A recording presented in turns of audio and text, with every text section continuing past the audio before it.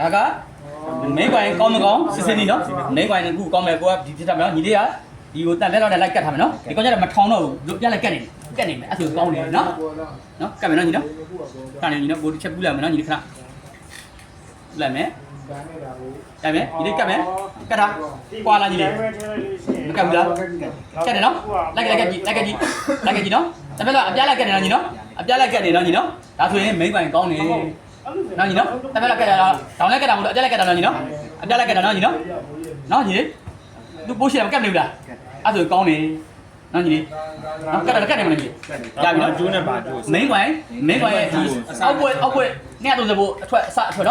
နော်မင်းကွိုင်ရဲ့အစာဆုံးနဲ့စနော်အောက်ဘွက်နဲ့စကိုအဲ့လိုပြလိုက်ရင်ကတ်နေဆိုကောင်းနေအဲ့မတန်းရှော့ဖြစ်တယ်ဒီကျိုးတယ်ကိုင်လို့မရတော့ဘူးနော်ညီလေးကျိုးကတန်းရှော့ဖြစ်တယ်ဘောကိုင်လို့မရတော့တန်းရှော့ဖြစ်တယ်ဒီကျိုးတယ်တိုးကြတော့နော်ဒါပြောရနော်ဒါဆိုကောင်းပါပြီ